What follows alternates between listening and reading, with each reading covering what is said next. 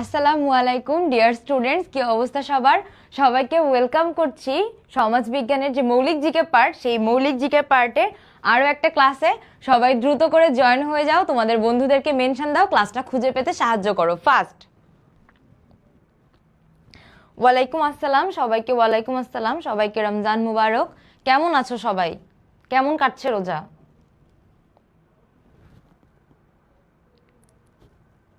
দ্রুত তোমাদের ফ্রেন্ডদেরকে মেনশন করো, আমরা খুব অল্প সময়ের মধ্যে ক্লাস শুরু করে দেব। তাদেরকে ক্লাসটা খুঁজে পেতে সাহায্য করো। তোমার ফ্রেন্ড লিস্টে বা তোমার পরিচিত যারা যারা আছে, তুমি জানছো তোমার সাথে এই কোর্সটা পড়ছে, তাদের সবাইকে মেনশন করো।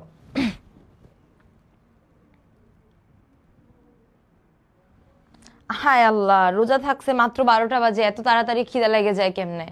এই কি বলো এগুলা?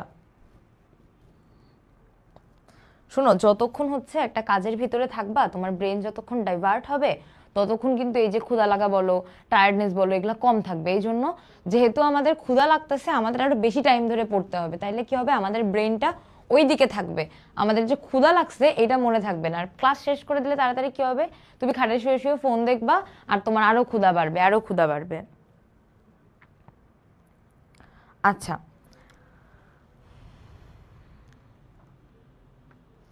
ঠিক আছে, চলো তো আমরা শুরু করি ক্লাসটা।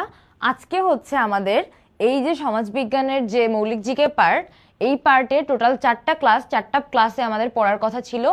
আজকে হচ্ছে আমাদের লাস্ট ক্লাসটা, অর্থাৎ আমাদের মৌলিক জিকে পার্টের যে সমাজবিজ্ঞান দ্বিতীয় পত্রের 6 থেকে 10 অধ্যায়ের ক্লাস হচ্ছে আজকের ক্লাসটা। আজকের ক্লাসে আমরা দেখব সমাজবিজ্ঞানের দ্বিতীয় পত্রের যে লাস্ট যে 5টা অধ্যায়, অর্থাৎ যারা সমাজবিজ্ঞান পড়েছো, যাদের হচ্ছে এইচএসসি ছিল, তারা অধ্যায়গুলোর নাম সহ এইভাবে জানো। আর আগের ক্লাসগুলোতে আমি যেরকম বলেছি, আবারও সেটাই বলছি, যাদের এইচএসসিতে ছিল না বা যারা সমাজ বিজ্ঞান পড়ো নাই, তারা এখন পড়ছো জিকে হিসেবে, সাধারণ জ্ঞান হিসেবে। সো তোমাদের অধ্যায়ের নাম, অধ্যায় কোন পাঠ, এত কিছু তোমাদের দরকার নাই।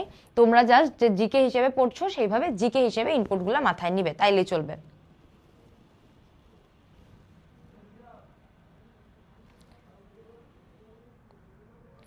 একটা পত্র নোট করা হয়েছে মানে তুমি অনেক আগায় গেছো, আলহামদুলিল্লাহ। তুমি মানে তোমার যে সেকেন্ড পেপারের গত ক্লাসটা প্লাস আজকের ক্লাসটা মিলিয়ে আরেকটা পত্র নোট করতে তোমার একদিনের বেশি লাগবে না। আচ্ছা, তো দেখো আজকে আমরা যে টপিক পড়বো 5টা, তার মধ্যে একদম ফার্স্ট টপিকটা হচ্ছে বাংলাদেশের গ্রামীণ সমাজ আর হচ্ছে শহুরে সমাজ। এই চ্যাপ্টারটা থেকে এমসিকিউ আসার রেশিও খুব খুব খুব পরিমাণে কম, অর্থাৎ অনেক কম আসে এই অধ্যায় থেকে এমসিকিউ। এই অধ্যায়টা বেসিক্যালি থিওরি বেসড। এই অধ্যায় থেকে হচ্ছে তোমার যারা এইচএসসিতে পড়েছে তাদের সিকিউ লেখার জন্য অনেক বেশি হেল্পফুল, কিন্তু এই অধ্যায় থেকে এরকম ইনফরমেশন নাই যেখান থেকে এমসিকিউ আসে। তারপরেও একদম যে আসে না বা একদম যে আমরা বাদ দিতে পারি, ব্যাপারটা এরকম না। আমাদের জানার জন্য, আমাদের রিস্ক ফ্রি থাকার জন্য আমাদের পড়তে হবে। তো দেখো, বাংলাদেশের গ্রামীণ আর শহুরে সমাজের বেসিক কিছু কনসেপ্ট দেখি আমরা। গ্রামীণ সমাজটা কি? গ্রামীণ সমাজের প্রধান ভিত্তি কি বলতো? কৃষি। এটা আমরা সবাই জানি যে গ্রামীণ সমাজের প্রধান ভিত্তি হচ্ছে কৃষি। এখানে হচ্ছে তোমার রক্তের সম্পর্ক আর হচ্ছে আত্মীয়তার যে বন্ধনটা, এটা অত্যন্ত দৃঢ় থাকে। অর্থাৎ গ্রামের মানুষদের মধ্যে যে সম্পর্কের যে ব্যাপারটা, এই সম্পর্কের টানটা গ্রামের মানুষের মধ্যে অনেক বেশি থাকে। তুমি খেয়াল করতে দেখতে পাবা যে আত্মীয় স্বজনের মধ্যে, গ্রামের মানুষের ভিতরে আত্মীয় স্বজনের মধ্যে তাদের সম্পর্কের যে দৌরাত্মটা, শহরে সেই তুলনায় অনেক অনেক অনেক কম। অর্থাৎ শহরে হচ্ছে তোমার আত্মীয় স্বজনদের সাথে হয়তো একবার ঈদে বা হচ্ছে 1 বছরে একবার এইভাবে দেখা হয়। আচ্ছা, আর কি বলছে শহরের কথা? অর্থাৎ শহুরে সমাজের ভিত্তি হলো শিল্প আর হচ্ছে সেবা খাত। স্বাভাবিকভাবে আমরা যেটা জানি যে শহুরে সমাজের যে অর্থনীতি ডিপেন্ড করেই হচ্ছে শিল্প আর সেবা খাতের উপরে। এটা আর এটা, শহুরে সমাজের ভিত্তি হচ্ছে শিল্প আর সেবা খাত, আর গ্রামীণ সমাজ হচ্ছে কৃষি নির্ভর বা গ্রামীণ সমাজের অর্থনীতি কৃষি ভিত্তিক। এখানে হচ্ছে শহুরে সমাজে কি হয়, ব্যক্তি কেন্দ্রিকতা বেশি। শহুরে সমাজে কি বেশি? ব্যক্তি কেন্দ্রিকতা বেশি, অর্থাৎ মানুষ হচ্ছে তোমার নিজের উপরে বা নিজের দিকে বেশি চিন্তা করে। সেলফ যে সেন্টার যে ব্যাপারটা, স্বার্থপরতার যে ব্যাপারটা, এটা শহরের মানুষজনের মধ্যে বেশি। ক্ষমতার কাঠামোটা কেমন? গ্রামে ক্ষমতার উৎসে আগে কে ছিল বলতো? বংশমর্যাদা আর হচ্ছে ভূসম্পত্তি অর্থাৎ গ্রামে ক্ষমতার যে উৎস, এই একটা মানুষের হাতে যে ক্ষমতা আসা, এই ক্ষমতা আসাটা ডিপেন্ড করতে হচ্ছে তার বংশমর্যাদা, অর্থাৎ তার বাপদাদা 14 গোষ্ঠী ক্ষমতা পেয়ে এসেছে, তার বাপদাদারা হচ্ছে সম্মান পেয়ে এসেছে, সেই কারণে ছেলে নাতিপুতি সম্মান পাচ্ছে। এবং পাশাপাশি হচ্ছে তোমার ভূসম্পত্তি অর্থাৎ জমিদারিত্ব, তাদের কত পরিমাণে গ্রামে তাদের কত পরিমাণে জায়গা জমি আছে, এটার উপর ডিপেন্ড করে গ্রামের মানুষজন তাদেরকে মর্যাদা দিত বা এই যে ক্ষমতার আসনে অধিষ্ঠিত করত। কিন্তু বর্তমানে শিক্ষার রাজনৈতিক সংশ্লিষ্টতা গ্রামেও প্রভাব ফেলছে, অর্থাৎ গ্রামের মানুষজন শিক্ষাকে মর্যাদা দিচ্ছে। রাজনৈতিক সংশ্লিষ্টতা অর্থাৎ রাজনৈতিকভাবে যে ব্যক্তি হচ্ছে তোমার ক্ষমতাসীন, তাকে গ্রামের মানুষরাও এখন গুরুত্ব দিচ্ছে। আর শহরের ক্ষমতার মূল কাঠামোকে অর্থনৈতিক সচ্ছলতা আর হচ্ছে প্রশাসনিক ক্ষমতা অর্থাৎ পেশা এবং অর্থনীতি নির্ধারণ করে দেয় শহরের মানুষের ক্ষমতা এবং তাদের যে মর্যাদা। এটা ভূমির মালিকানার ব্যাপারটা কেমন দেখো, গ্রামীণ সমাজে শুধু জীবিকার উৎস এই যে ভূমি না, বরং সামাজিক মর্যাদারও প্রতীক। অর্থাৎ গ্রামীণ সমাজে যে এই যে জমি জমা, এটা শুধু যে তাদের জীবিকার উৎস এটা না, বরং এই জমি জমার ব্যাপারটা তাদের সামাজিক মর্যাদারও প্রতীক। অর্থাৎ যার যত বেশি জমি জমা আছে, যার যত জায়গা জমি আছে, তাকে তত সামাজিক মর্যাদা বেশি হিসেবে গণ্য করা হয়।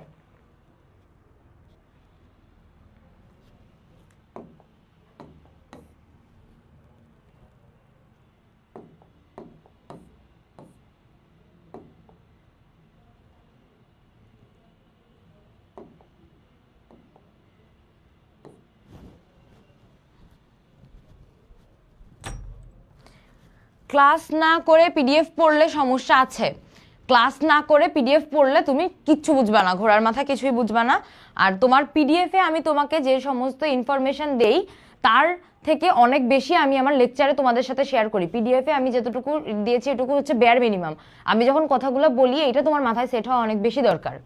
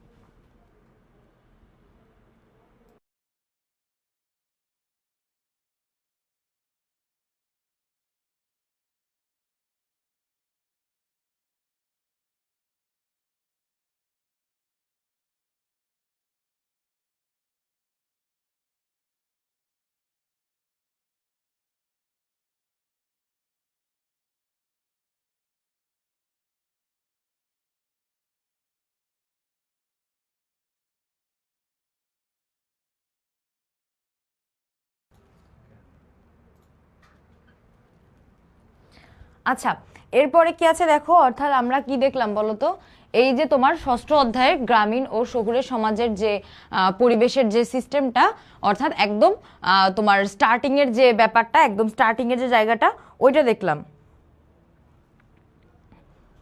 এরপর কি আছে দেখো, বাংলাদেশের বিবাহ, পরিবার আর হচ্ছে জ্ঞাতি সম্পর্ক। এটা কোন চ্যাপ্টার? এটা হচ্ছে আমাদের আজকের সেকেন্ড টপিক। অর্থাৎ ফার্স্ট যে টপিকটা সেটার তোমার জানার এতটুকুই ছিল, দেখো কত অল্প, এতটুকু। এরপরে এটা থেকে আমরা আরো কিছু এমসিকিউ দেখবো, বাট আমি শুরুতে যেটা বললাম যে এই অধ্যায়টা তোমার তো ইনফরমেটিভ না, যে কারণে এই অধ্যায় থেকে তোমার এমসিকিউ আসার রেশিও খুবই কম।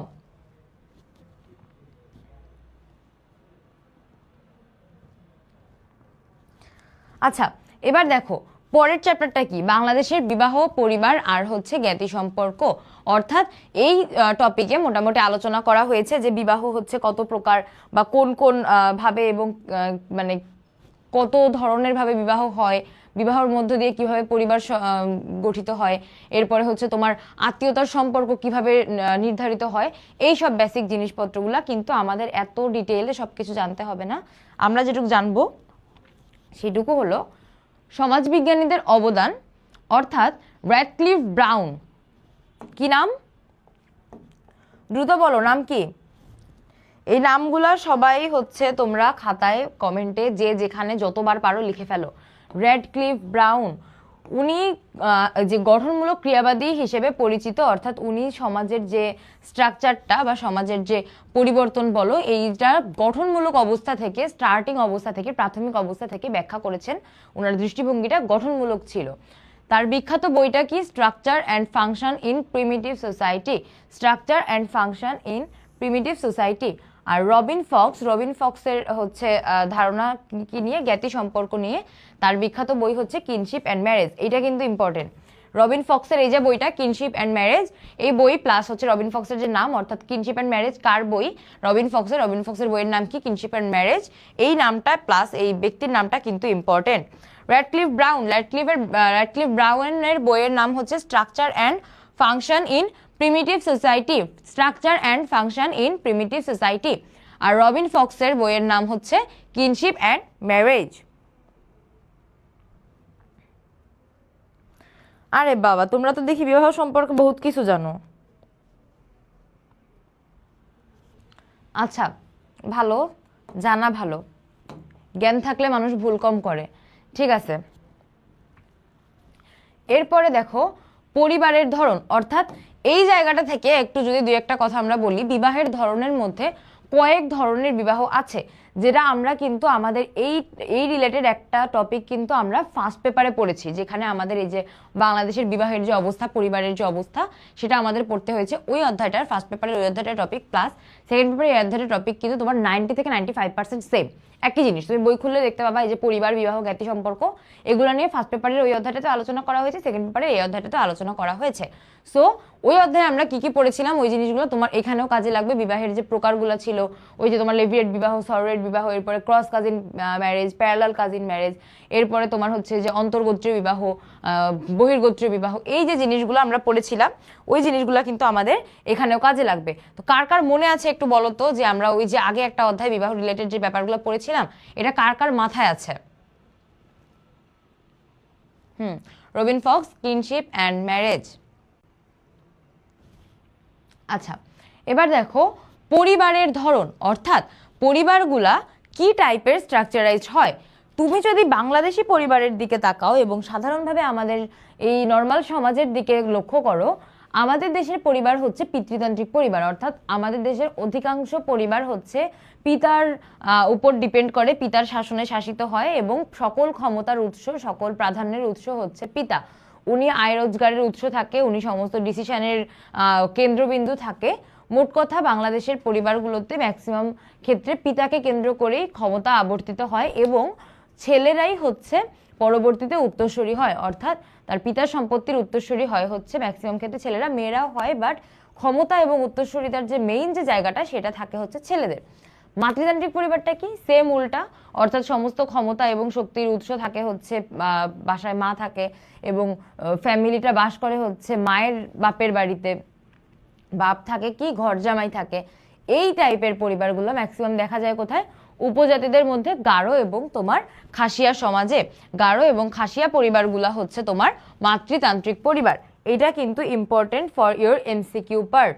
গারো এবং খাসিয়া নৃগোষ্ঠীর পরিবার হচ্ছে মাতৃতান্ত্রিক পরিবার। তোমরা সবাই জানো এই যে গারো এবং খাসিয়াদের পরিবার যে মাতৃতান্ত্রিক পরিবার, এইটা নিয়ে আজকে আমাদের থার্ড বা ফোর্থ টাইম কথা হচ্ছে। এটা নিয়ে আমাদের আরো অন্য অধ্যায়ের আগেও কথা হয়েছে।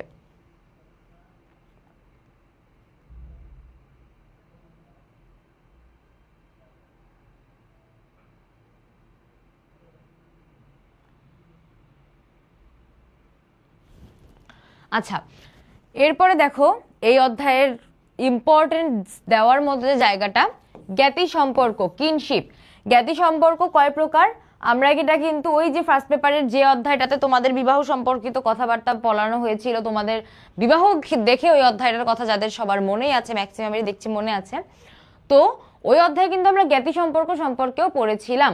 জ্ঞাতি সম্পর্ক কয় প্রকার? 2 প্রকার, রক্তের সম্পর্ক ভিত্তিক আর হচ্ছে বৈবাহিক সম্পর্ক ভিত্তিক। অর্থাৎ আমার মা, খালা, তারপরে চাচা, ফুপু, নানি, দাদি, এদের সাথে আমার যে সম্পর্ক সেটা হচ্ছে আমার রক্তের সম্পর্ক ভিত্তিক জ্ঞাতি সম্পর্ক। এবং আমার যখন বিয়ে হবে তখন আমার শ্বশুর শাশুড়ির সাথে, আমার দেবর ননদের সাথে আমার যে সম্পর্ক সেটা হলো আমার বিবাহ ভিত্তিক বা বৈবাহিক জ্ঞাতি সম্পর্ক। ক্লিয়ার? এই জায়গাটুকুকে ক্লিয়ার একটু বলো তো? কোনো কোশ্চেন থাকলে ইমিডিয়েটলি জানাও।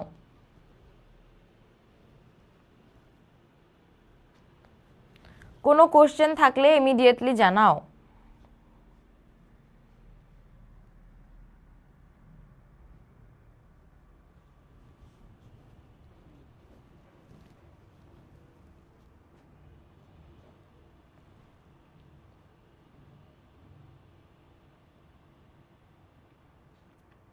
ওকে, clear, thank you.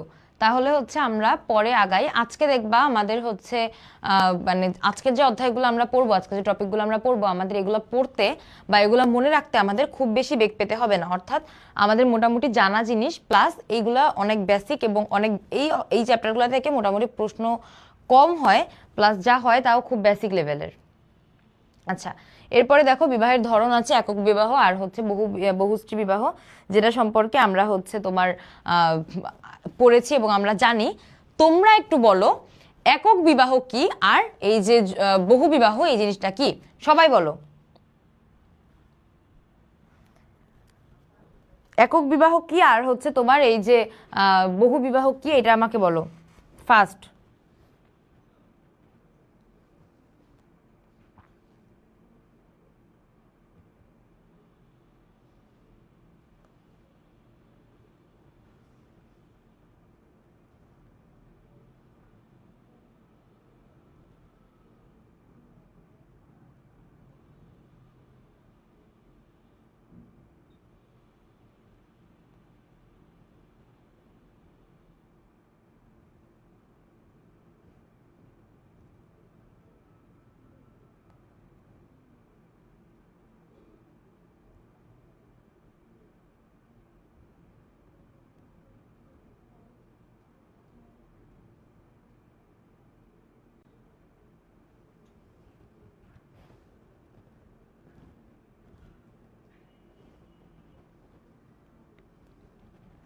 Okay, thank you. একক বিবাহ মানে হচ্ছে একটা বিবাহ বা এক স্ত্রী বিবাহ বা একজন স্বামী বিবাহ, এবং বহু স্ত্রী বিবাহ মানে হচ্ছে একের অধিক স্বামী বা স্ত্রী গ্রহণ করা। ধন্যবাদ। এরপরে দেখো আমাদের আর একটা টপিক, অর্থাৎ এই যে বিবাহ সম্পর্কিত তোমার যে বাংলাদেশের বিবাহ পরিবার আর হচ্ছে জ্ঞাতি সম্পর্কিত যে টপিক, এটা এখানেই শেষ হচ্ছে। এরপরে আমাদের যে টপিক এটা হচ্ছে বাংলাদেশের সামাজিক পরিবর্তন, অর্থাৎ যে চেঞ্জেসগুলো আছে, যে চেঞ্জেসগুলো বাংলাদেশের সামাজিক পরিবর্তনে বা সমাজ আজকে থেকে 20 বছর আগে যেমন ছিল এখন তেমন নাই, কোন চেঞ্জগুলোর উপরে ডিপেন্ড করে বা কেন তেমন নাই, এই রিলেটেড কথাবার্তা যে অধ্যায় বলা হয়েছে বা যে টপিক আজকে আমরা দেখবো এই বিবর্তন বা পরিবর্তন নিয়ে, এটা হচ্ছে সেই টপিক।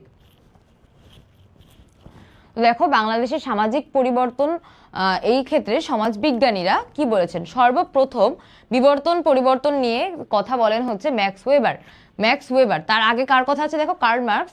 উনি সামাজিক যে পরিবর্তন এর মূল কারণ হিসেবে কাকে দায়ী করেছে? উৎপাদন পদ্ধতি বা অর্থনীতি। অর্থাৎ তুমি একটা জিনিস খেয়াল করলে দেখতে পাবে, আমরা আগেও যতবার কার্ল মার্কস নিয়ে পড়েছি, এখনো পড়ছি, সামনে পড়বো, সবসময় দেখবা কার্ল মার্কস অর্থনৈতিক ব্যাপারটা, শ্রেণী সংঘাত, মানুষের যে বৈষম্যটা, এটা নিয়ে কথা বলেছেন। উনি যে কোনো কিছুতে অর্থনৈতিক ব্যাপারটা, শ্রেণী সংঘাতটা, মানুষের বৈষম্যের এই দিকটাই দেখতে পান। তো উনি যখন সামাজিক পরিবর্তন নিয়ে তত্ত্ব দেন তখন উনিও সেম কথাটাই বলেন যে সামাজিক পরিবর্তনের মূল কারণ হচ্ছে উৎপাদন পদ্ধতি আর হচ্ছে অর্থনৈতিক যে ব্যাপারগুলো ঘটে বা অর্থনৈতিক যে হচ্ছে তোমার অবস্থা, এটাই হচ্ছে সামাজিক যে পরিবর্তনটা হয় আমাদের দিন দিন, সামাজিক যে পরিবর্তনটা হচ্ছে এটার মূল কারণ। অর্থাৎ আজকে থেকে 20 বছর আগে যে সমাজ ব্যবস্থা ছিল তখন অর্থনৈতিক অবস্থার উপর ডিপেন্ড করে তখন এই সমাজ ব্যবস্থা সেরকম পিছিয়ে ছিল। এখন অর্থনৈতিক ব্যবস্থা অনেক ডেভেলপ, উৎপাদন পদ্ধতি অনেক এগিয়ে গেছে দেখে এখন এই সমাজ ব্যবস্থা এতটা হাই। উনি এটাই বোঝাতে চেয়েছেন।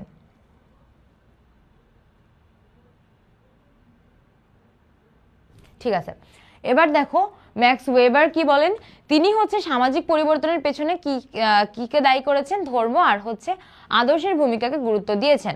সামাজিক যে পরিবর্তন এখানে উনি দেখিয়েছেন হচ্ছে ধর্মকে আর হচ্ছে তোমার এই যে আদর্শের ভূমিকাকে গুরুত্ব দিয়েছেন। তার বিখ্যাত বই হচ্ছে the Protestant ethic and the spirit of capitalism. এই বইটার নাম আমরা এর আগেও কয়েকবার দেখেছি, আজকে আবার দেখি, দ্য প্রোটেস্ট্যান্ট এথিক আর হচ্ছে স্পিরিট অফ ক্যাপিটালিজম। আচ্ছা, কার্ল মার্কসের বইয়ের নাম, দুইটা বইয়ের নাম আমরা দেখেছিলাম, কে বলতে পারবে? কার্ল মার্কসের দুইটা বইয়ের নাম কে বলতে পারবে বলো তো একটু?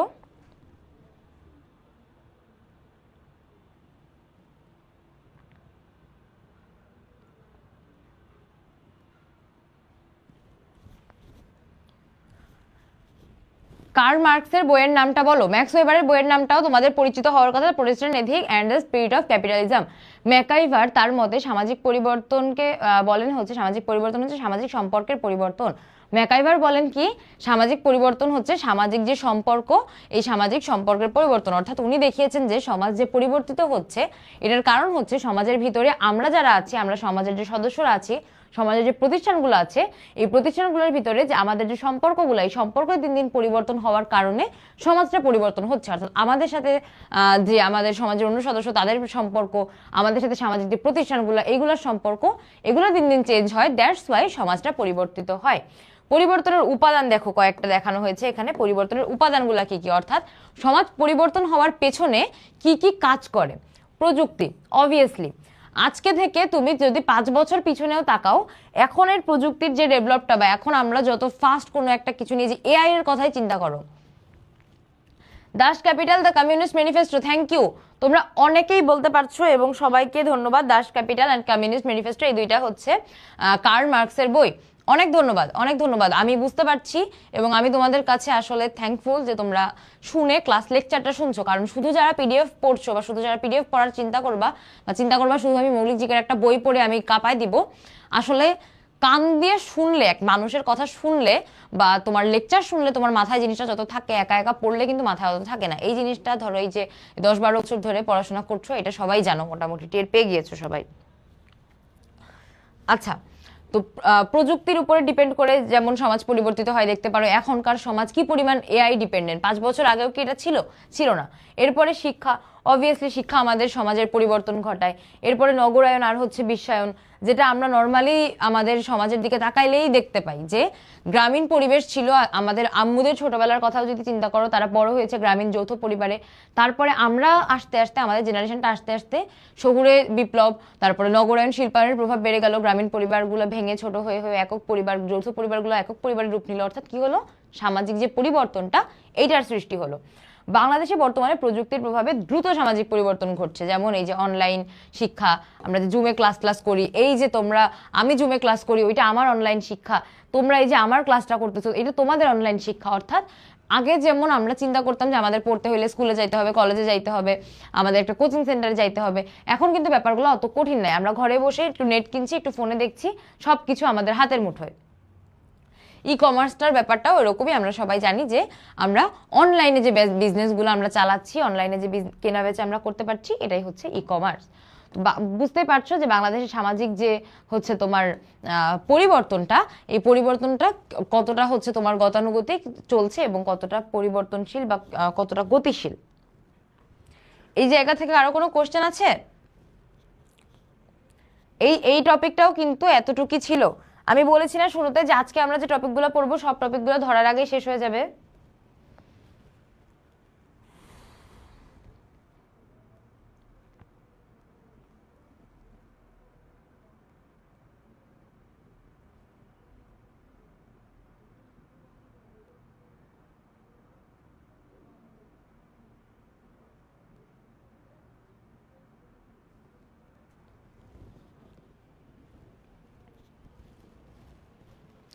আচ্ছা, নগরায়ন কি? নগরায়ন মানে হচ্ছে এই যে মানুষ দিন দিন শহুরে পরিবেশের দিকে ঝুঁকছে, মানুষ দিন দিন শহরমুখী হচ্ছে।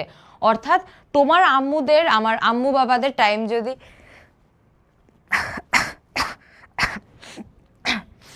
সরি আম্মু বাবাদের টাইম যদি চিন্তা করো তাহলে দেখবা তখন কি ছিল, ম্যাক্সিমাম মানুষ কিন্তু গ্রামেই বসবাস করত।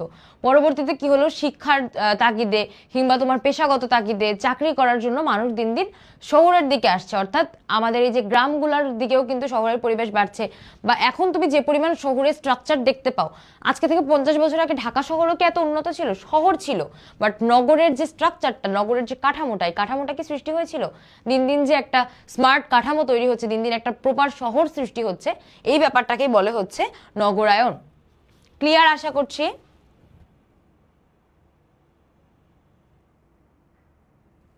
ওকে, ঠিক আছে।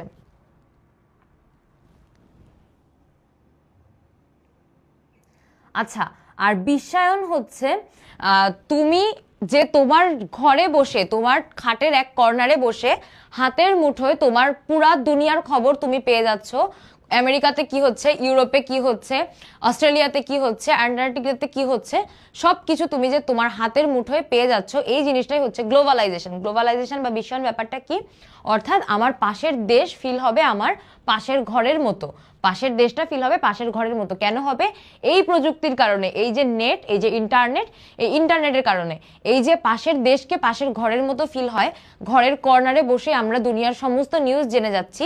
আমাদের দুনিয়াটা কি হয়েছে, ছোট হয়ে এসেছে, একটা পুরা পৃথিবীটা একটা গ্রামের মতো ছোট হয়ে এসেছে। এটাই হচ্ছে বিশ্বায়ন বা গ্লোবালাইজেশন, যাকে আমরা ছোটবেলায় শিখেছি কি হিসেবে, গ্লোবাল ভিলেজ হিসেবে। মনে আছে হয়তো যে আমরা পড়েছি গ্লোবাল ভিলেজ।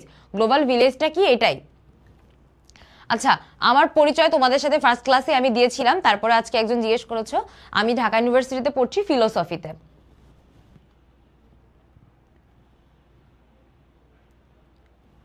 ওকে, এরপরে দেখো কি আছে, যে আমাদের এই চ্যাপ্টারটা, এই টপিকটা এতটুকু শেষ। তোমরা সবাই ক্লিয়ার?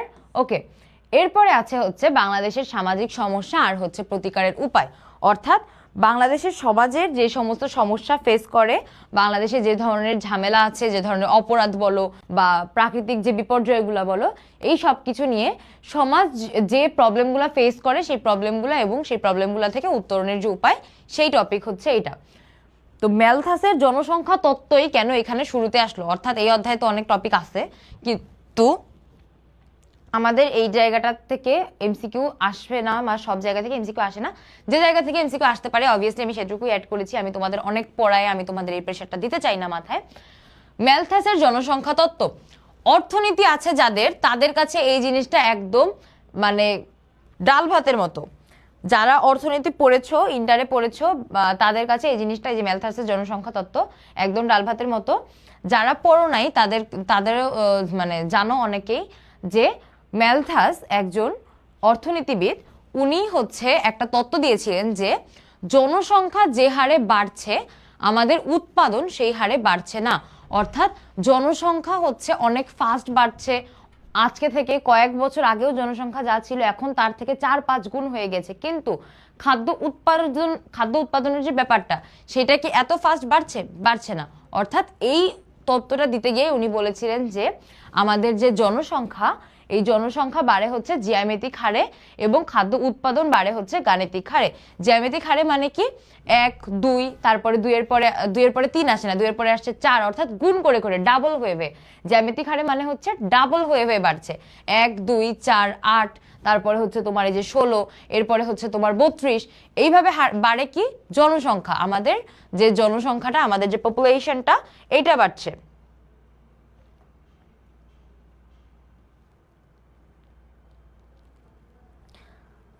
আচ্ছা, আর খাদ্য উৎপাদন বাড়ছে কি গাণিতিক হারে, অর্থাৎ 1 2 3 4 করে। মানে আমরা যত পরিমাণে মানুষ, আমাদেরকে বিট করার মতো বা আমাদেরকে সাপ্লাই করার মতো খাবারটা সেই হারে বাড়ছে না।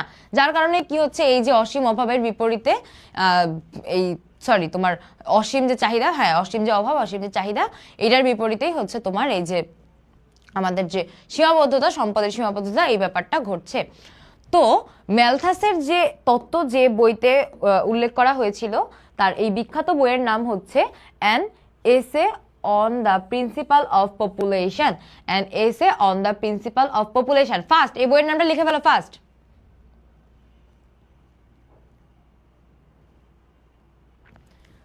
বইয়ের নামটা লিখে ফেলো ফার্স্ট।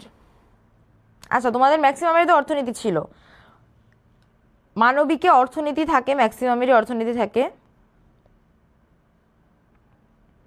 আরে ভাই, সবারই তো অর্থনীতি ছিল, বাহ, তাইলে তো এটা তো সবার জানা জিনিস। ওকে, তো এই বইয়ের নামটা দেখো, an essay on the principal of population. কত সালে? 1798 সালে। 1798 সালে এই যে ম্যালথাসের এই বইটা প্রকাশ পায়, যে বইয়ে উনি হচ্ছে তার জনসংখ্যা সম্পর্কিত এই তত্ত্ব আলোচনা করেছিলেন। সামাজিক সমস্যা কি? অর্থাৎ জনসংখ্যা যে বিস্ফোরণটা বা দীর্ঘদিন আমরা যে পপুলেশনের যে সাফারিংটা হচ্ছে, আমরা নিজেরা তো আছি, এর উপরে মরার উপর খাড়ার ঘা আছে হচ্ছে এই যে রোহিঙ্গার যে জনগোষ্ঠীটা, এইটা। অর্থাৎ একটা দেশকে অর্থনৈতিকভাবে বলো, শিক্ষাগত দিক থেকে বলো, পুরোপুরি বিনষ্ট করে দেওয়ার জন্য বা একটা দেশ পুরোপুরি শেষ হয়ে যাওয়ার জন্য এই যে ওভার যে জনসংখ্যাটা এবং অশিক্ষিত বা তোমার যে অসচেতন যে জনসংখ্যা, এটাই হচ্ছে যথেষ্ট। একটা দেশের জনসংখ্যা যত বাড়ছে তত বেকারত্ব বাড়ছে, মানুষের মধ্যে যে খাদ্যের যে চাহিদা এরা বৃদ্ধি পাচ্ছে, কিন্তু সেই অনুযায়ী উৎপাদন বাড়ছে না, যার ফলে কি হচ্ছে, বিভিন্ন অপরাধ বাড়ছে। মানুষ সোজা পথে না যখন পাচ্ছে তখন কি করছে, তারা চুরি, ডাকাতি, ছিনতাই, রাহাজানি, মারামারি এগুলোর মধ্যে ঢুকে তাদের যে চাহিদাগুলো এগুলো মেটানোর চেষ্টা করছে। এরপরে যে বেকারত্বটা আসে কি কারণে? এই যে আমাদের জনসংখ্যার যে ওভার যে হাইপটা বা এই যে তোমার ফ্লোটা, এই কারণে। অর্থাৎ যে পরিমাণ জনসংখ্যা সেই পরিমাণে চাকরির ক্ষেত্র তৈরি হচ্ছে না, স্বাভাবিকভাবেই বেকারত্ব বাড়ছে। যৌতুক প্রথাটা কি আমরা সবাই জানি, যে বিবাহের সময় যখন হচ্ছে এই যে ছেলের বাড়ি মেয়ের বাড়ি থেকে একটা হিউজ পরিমাণের একটা টাকা বলো বিভিন্ন উপহার সামগ্রী দাবি করে, এবং যার বিপরীতে তারা মেয়েকে বিয়ে করতে রাজি হয়, বা অনেক সময় যৌতুকের কারণে তারা বিয়ে ভেঙেও দিতে প্রস্তুত থাকে। এই ব্যাড কালচারটাই হচ্ছে যৌতুক প্রথা। মাদকাসক্তি আমরা সবাই জানি যে মাদক রিলেটেড যে ব্যাপারগুলো, অর্থাৎ এই যে বিভিন্ন মাদক দ্রব্য গ্রহণ করে করে নিজের শরীরকে এবং সমাজকে ধ্বংস করে দেওয়ার যে প্রক্রিয়া, এটাই হচ্ছে মাদকাসক্তি। এরপর হচ্ছে জলবায়ু পরিবর্তন, অর্থাৎ আমরা এই যে ধ্বংসলীলা চালাচ্ছি আমাদের সমাজে, আমরা বিভিন্নভাবে পরিবেশটাকে দূষিত করছি, যার ফলে জলবায়ু চেঞ্জ হয়ে হয়ে ওই ইম্প্যাক্টটা আবার আমাদের উপরেই আসছে। এই যে প্রত্যেক বছরের গরমের রেকর্ড তার পরবর্তী বছরের গরমের রেকর্ডকে ভেঙে দেয়, এটাই হচ্ছে জলবায়ু পরিবর্তনের সব থেকে সহজ উদাহরণ। অর্থাৎ দেখো শীতকাল কত কমে এসেছে। আমরা যদি আমাদের ছোটবেলার কথাও একটু চিন্তা করি, আমরা ভালোই কত মাস শীতটা পেয়েছি, এখন কত অল্প দিন, মানে শীতকাল আসতে আসতে আবার হচ্ছে যে চলে যায়, কখন আসে কখন চলে যায় টেরই পাই না। দেশ দিন দিন কি হচ্ছে, হয়ে যাচ্ছে, মরুভূমি হয়ে যাচ্ছে। কয়দিন পরে আমরা উটের পিঠে চড়ে ঘোরাঘুরি শুরু করে দিব। এরপরে দেখো কি আছে, চার্লস জাস্ট্রো। উনি কি বলেছেন? তিনি সামাজিক যে সমস্যা এটা সংজ্ঞায় বলেন, এটি এমন এক পরিস্থিতি যা সমাজের বিশাল অংশের উপরে ক্ষতিকর প্রভাব ফেলে। অর্থাৎ চার্লস জাস্ট্রো বলেছেন যে এই সামাজিক যে সমস্যা এটা হচ্ছে এমন একটা পরিস্থিতি যেটা সমাজের যে বিশাল জনগোষ্ঠী এর উপরে একটা ম্যাক্স পরিমাণে একটা ক্ষতিকর প্রভাব ফেলে।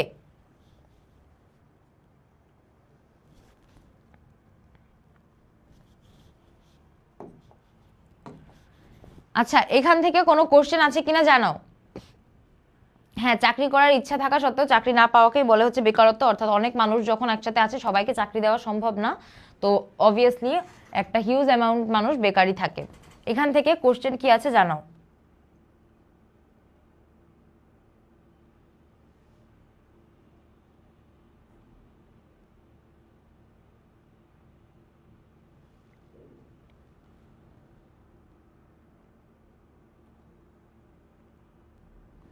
এই জায়গা থেকে কোনো প্রবলেম আছে? কোনো প্রবলেম ফেস করছো? ওকে, ক্লিয়ার। ওকে, এরপরে কি আছে দেখো, বাংলাদেশের সামাজিক উন্নয়ন।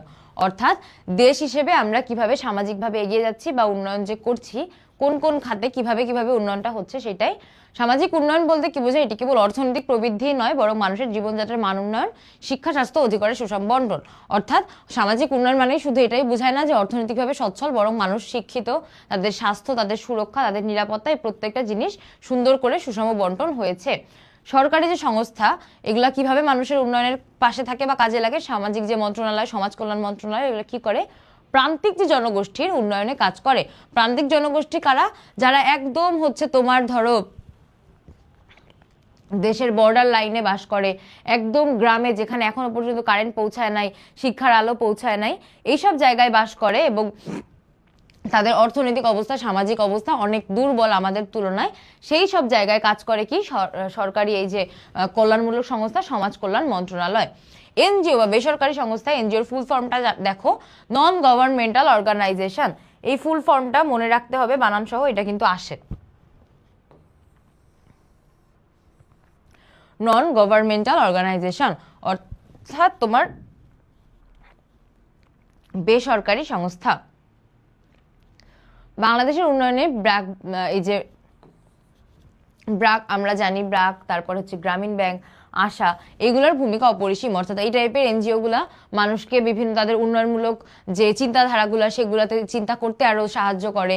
এরপরে তাদের যে হচ্ছে তোমার জানার যে পরিধিটা এটা বৃদ্ধি করে, তাদেরকে ঋণ প্রদান করে, এই ব্যাপারগুলো। ক্ষুদ্র ঋণ আমরা জানি যে আমাদের যে ইন্টেরিয়াম সরকার ছিলেন ডক্টর মোহাম্মদ ইউনূস, উনি গ্রামীণ ব্যাংকের মাধ্যমে ক্ষুদ্র ঋণ যে ধারণাটা প্রবর্তন করেন, যে সামাজিক উন্নয়নে বৈপ্লবিক পরিবর্তন এনেছিল। অর্থাৎ গ্রামীণ ব্যাংক সৃষ্টি করার মাধ্যমে উনি কৃষকদেরকে একদম হচ্ছে তোমার সীমিত আয়ের যে কৃষকরা তাদেরকে বিনা সুদে বা বিনা ইন্টারেস্টে লোন নেওয়ার যে ব্যাপারটা এটা সৃষ্টি করে দিয়েছিলেন, যাতে করে তারা হচ্ছে এই ঋণটা নিয়ে তাদের যে কৃষির উন্নয়ন ঘটাতে পারে। অর্থাৎ বীজ কেনা বলো, সার কেনা বলো, পানি সেচের ব্যবস্থা বলো, এইগুলা করে যেন তাদের অর্থনৈতিক সে সচ্ছলতা এটা ঘটিয়ে পরবর্তীতে ঋণটা শোধ করতে পারে। আচ্ছা, এই দেখো আমাদের আজকের টপিক যে কয়টা ছিল, 5টা টপিক আমরা পড়ে ফেলেছি। কি কি পড়লাম? সামাজিক উন্নয়ন পড়লাম, তার আগে সামাজিক যে সমস্যা প্রতিকার পড়লাম, এরপরে সামাজিক পরিবর্তন পড়লাম, তার আগে পড়লাম যে বাংলাদেশের যে বিবাহ, পরিবার আর জ্ঞাতি সম্পর্কের যে ধরন সেটা, আর সবার আগে পড়লাম হচ্ছে গ্রামীণ শহুরে সমাজ। এই 5টা টপিক হচ্ছে আমাদের আজকের জন্য পড়ার ছিল। অর্থাৎ এই যে 5টা টপিক, এই 5টা টপিক থেকে আমাদের এখন যে এমসিকিউ গুলো আসে সেগুলো আমরা একটু দেখি। এই অধ্যায়গুলো থেকে শুরুতে অনেকবার যে বললাম যে অনেক বেশি একটা মনে একটা এমসিকিউ আসে না, তারপরেও টুকটাক যা আসে এখন আমরা দেখবো একটু এমসিকিউ। তার আগে তোমরা বলো, এতক্ষণ যে 5টা টপিক আমরা পড়লাম, এই টোটাল 5টা টপিক মিলিয়ে কারো কোনো প্রবলেম আছে কিনা? একদম শুরু থেকে গ্রামীণ সমাজ, শহুরে সমাজ, তারপরে তোমার যে বিবাহ জ্ঞাতি সম্পর্ক, এরপরে যে সামাজিক সমস্যা, তারপরে হচ্ছে তোমার সামাজিক যে পরিবর্তন, এরপরে আমাদের বাংলাদেশ সামাজিক উন্নয়ন, এই প্রত্যেকটা জিনিসের ভিতর থেকে কোনো জায়গা থেকে কোনো কোশ্চেন আছে কিনা, স্লাইড অন্তর্ভুক্ত কিংবা স্লাইডের বাইরে কোনো জায়গা থেকে কোনো কনফিউশন, কোনো রকম কোশ্চেন কিচ্ছু আছে কিনা আমাকে জানাও।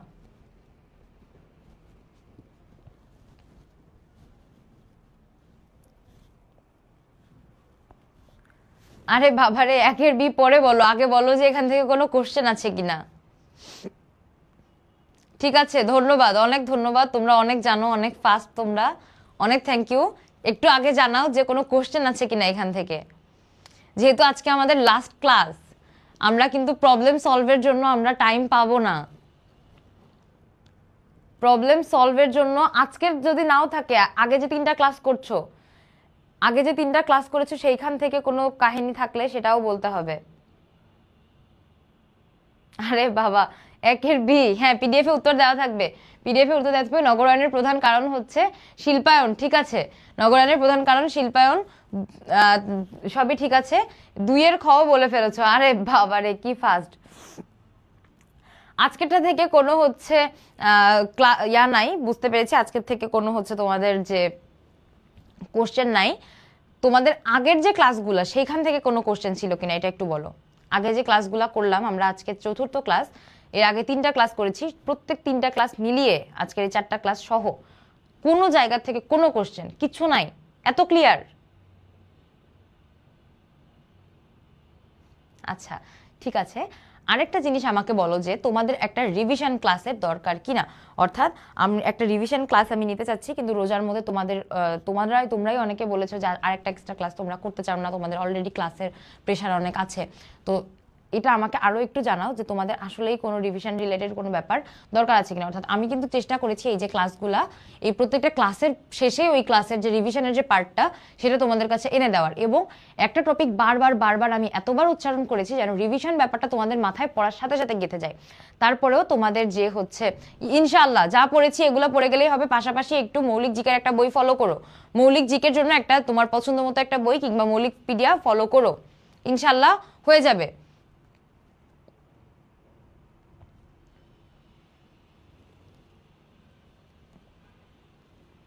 Easy subject, exactly easy subject.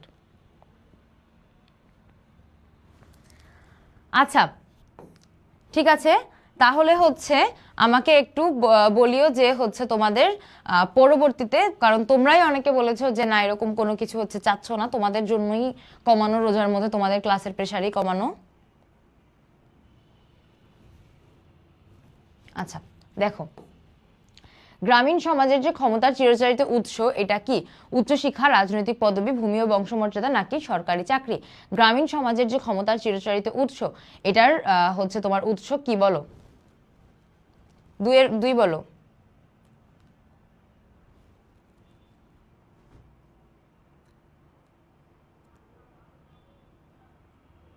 দুইয়ের অ্যান্সার করো।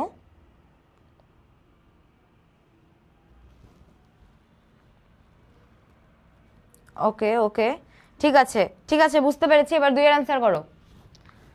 গ্রামীণ সমাজের চিরাচরিত ক্ষমতার উৎস উচ্চশিক্ষা, রাজনৈতিক পদবি, ভূমি, বংশমর্যাদা নাকি সরকারি চাকরি? ওকে, দুইয়ের গ, ভূমি ও বংশমর্যাদা। ধন্যবাদ।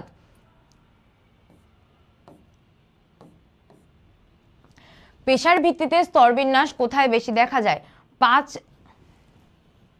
পাঁচের উত্তর করো। পেশার ভিত্তিতে যে হচ্ছে তোমার স্তরবিন্যাস এটা সব থেকে বেশি কোথায় দেখা যায়?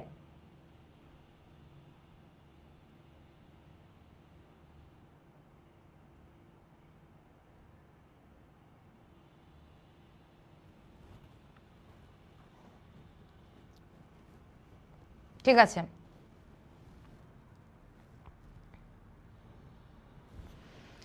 পাঁচের অ্যান্সার করো। পেশার ভিত্তিতে কোথায় বেশি দেখা যায়? উপজাতীয় সমাজে, গ্রামীণ সমাজে, শহুরের সমাজে নাকি কৃষিভিত্তিক সমাজে? পেশার ভিত্তিতে স্তরবিন্যাস। ধন্যবাদ, পাঁচের উত্তরও পেয়ে গিয়েছি। তোমরা পাঁচের উত্তর, থ্যাংক ইউ থ্যাংক ইউ। হ্যাঁ, পাঁচের গ, শহুরের সমাজে পেশার ভিত্তিতে স্তরবিন্যাস সব থেকে বেশি দেখা যায় হচ্ছে শহুরের সমাজে। পাঁচের গ, এই খ বলছে কে আবার? পাঁচের খ কে বলছে? রোজার মধ্যে মাথা গরম করলে কিন্তু ধরে মারবো এক একটাকে। এসব কনফিউশন ক্রিয়েট করা যাবে না বাবা, এসব কনফিউশন ক্রিয়েট করা যাবে না। পেশার ভিত্তিতে স্তরবিন্যাস সৃষ্টি হয় শহুরের সমাজে। এরপরে দেখো, কিনশিপ অ্যান্ড ম্যারেজ গ্রন্থের লেখককে? এটা যে না পারবে তাকে যে আজকে কি করব আমি। কিনশিপ অ্যান্ড ম্যারেজ গ্রন্থের লেখককে? মালিনস্কি, রবিন ফক্স, র্যাডক্লিফ ব্রাউন নাকি অগাস্ট কোত? কিনশিপ অ্যান্ড ম্যারেজ গ্রন্থের লেখককে?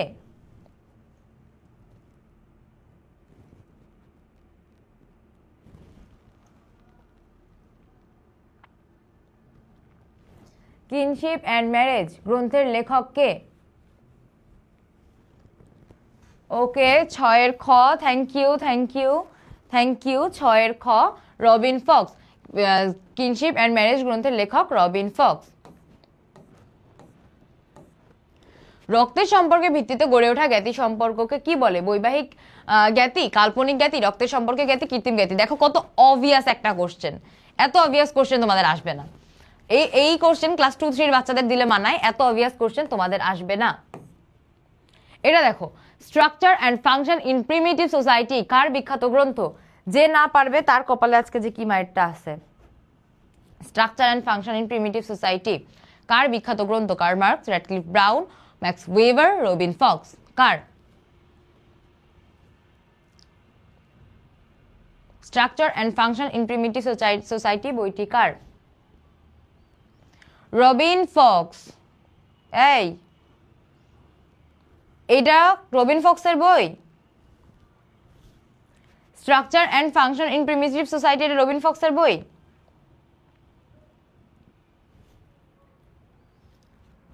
কি মার যে মারবো এক একটাকে। হ্যাঁ, থ্যাংক ইউ। নয়ের খ, নয়ের বি যারা বলেছো থ্যাংক ইউ। রবিন ফক্সের না, এটা রবিন ফক্সের বই না। Structure and function primitive society এটা তোমার র্যাডক্লিফ ব্রাউনের বই। এটা র্যাডক্লিফ ব্রাউনের বই। কনফিউজ হওয়া যাবে না বাবা।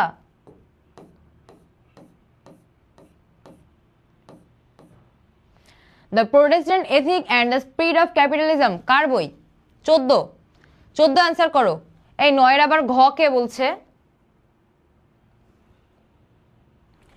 তোমরা এমনি সারা পুরা ক্লাস ভালো থাকো, তোমরা এমসিকিউ টাইমে এরকম এরকম মাতলামি করো কেন?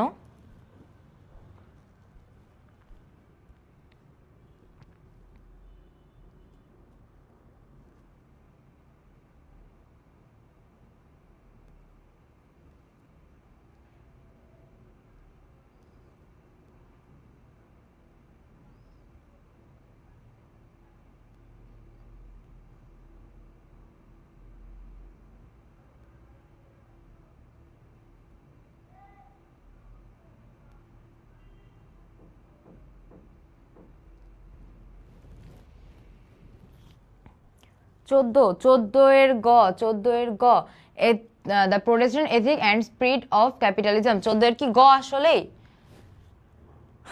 শিওর তোমরা? থ্যাংক ইউ ম্যাক্স ওয়েবার, 14 এর গ, ম্যাক্স ওয়েবার। এইভাবেই কিন্তু বইয়ের নামগুলা খুবই সুন্দর করে মাথায় সেট থাকতে হবে। এইভাবে বইয়ের নামগুলা খুব সুন্দর করে মাথায় সেট থাকতে হবে। পরীক্ষার হলে কোনোভাবেই বাবা কনফিউজ হওয়া যাবে না, কোনোভাবেই না।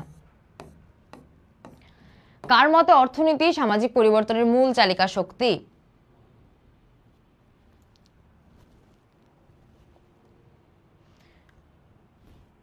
কার মতে অর্থনীতি সামাজিক পরিবর্তনের মূল চালিকা শক্তি? Max Weber, Karl Marx, Malthus নাকি অগাস্ট কোত? 15 অ্যান্সার করো। অর্থনীতি মূল চালিকা শক্তি, এটা বলার সময় কিন্তু বলছিলাম যে উনি কিন্তু সেই ব্যক্তি যে হচ্ছে যে অর্থনীতি, তারপরে তোমাদের যে শ্রেণী সংঘাত, এই জিনিসগুলাকে কিন্তু সব সময় হচ্ছে মানে সমাজের সব কিছুর ভিতরে টেনে নিয়ে এসেছেন। এই 15 গ কে বললো রে? ওকে, 15 খ, 15 খ, থ্যাংক ইউ কার্ল মার্কস। 15 গ কে বলেছো, ঠিক করে নাও, 15 গ না, ম্যালথাস না। অর্থনীতি সমাজের পরিবর্তনের মূল চাল, ম্যালথাস হচ্ছে অর্থনীতি সম্পর্কিত বা মানুষের যে জনসংখ্যা সম্পর্কিত তত্ত্ব দেয়। ম্যালথাসের কিন্তু অর্থনীতির কথা পরে আসছে। ম্যালথাসের তত্ত্ব মূলত জনসংখ্যা সম্পর্কিত তত্ত্ব, যেখানে উনি বলেছেন জনসংখ্যা বাড়ে জ্যামিতিক হারে আর খাদ্য উৎপাদন বাড়ে গাণিতিক হারে। অর্থনীতি সামাজিক পরিবর্তনের যে মূল চালিকা শক্তি, এটা বলেছেন কার্ল মার্কস।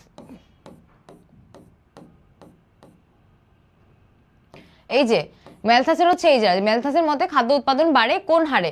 এই মাত্র যেটা বললাম যে ম্যালথাসের মতে খাদ্য উৎপাদন বাড়ে হচ্ছে তোমার গাণিতিক হারে, আর আমাদের যে জনসংখ্যা এটা বাড়ে হচ্ছে জ্যামিতিক হারে। এটা তো বলেই দিলাম একটু আগে, essay on the principal of population, এটা কত সালে প্রকাশিত হয়? And essay on the principal of population কত সালে হচ্ছে তোমার প্রকাশিত হয়? 1750, 1798, 80, 1900।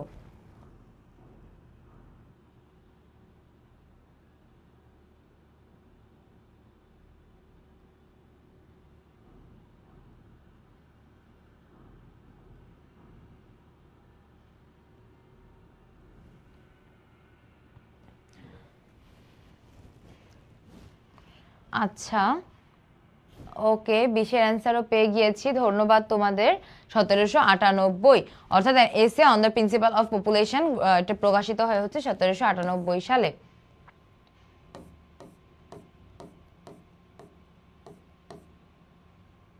এই দেখো, যেটা আমি একটু আগে বলছিলাম যে এনজিও, এইটার ফুল ফর্ম কি? এনজিওর ফুল ফর্ম কি? Non governmental organisation, non governmental organisation. তোমরা সবাই লিখেছিলে কমেন্টে, সো আমি বিশ্বাস করছি যে তোমরা সবাই এটা পেরেছো, তাই আমি আর এখানে এটার জন্য ইয়া দিই নাই। ওকে, ধন্যবাদ। তারপরে বলছো হ্যাঁ non governmental organisation, thank you thank you thank you. বাংলাদেশে ক্ষুদ্র ঋণ ধারণার প্রবর্তক কে? 26 অ্যান্সার করো। বাংলাদেশের ক্ষুদ্র ঋণ ধারণার প্রবর্তক কে? বাংলাদেশের ক্ষুদ্র ঋণ ধারণার প্রবর্তক স্যার ফজলে হাসান আবেদ, ডক্টর মোহাম্মদ ইউনুস, ডক্টর আতিউর রহমান নাকি শেখ হাসিনা? হ্যাঁ, ছুটি দিব, আর অল্প কয়েকটা বাকি। 25-এর যারা অ্যান্সার করছো নন গভর্নমেন্টাল অর্গানাইজেশন, অনেক ধন্যবাদ, অনেক ধন্যবাদ। 26টা বলো, ক্ষুদ্র ঋণ যে ধারণা এটার প্রবর্তক কে?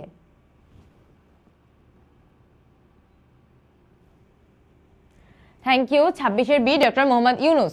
ক্ষুদ্র ঋণ ধারণার প্রবর্তক, মাইক্রো ক্রেডিট ধারণার প্রবর্তন হচ্ছে ডক্টর মোহাম্মদ ইউনুস। গ্রামীণ ব্যাংক কত সালে প্রতিষ্ঠিত হয়?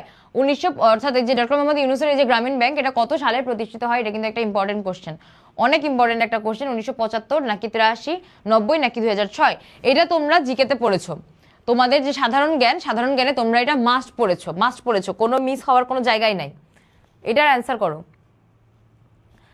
তোমাদের জিকেতে তোমরা এটা মাস্ট পড়েছো। গ্রামীণ ব্যাংক কত সালে প্রতিষ্ঠিত হয়? 75, 83, 90 নাকি 2006?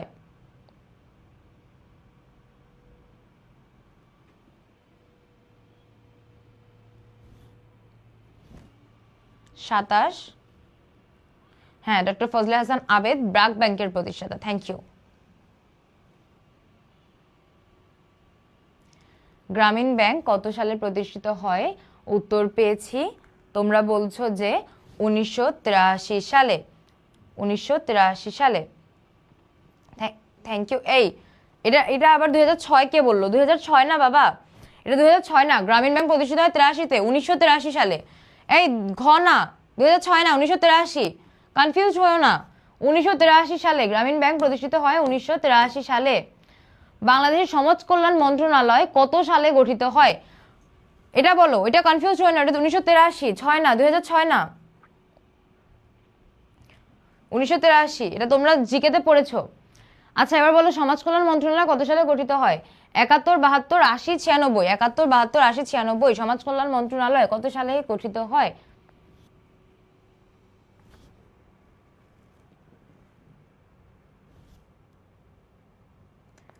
ওকে, 29-এর অ্যান্সার পেয়ে গেছি।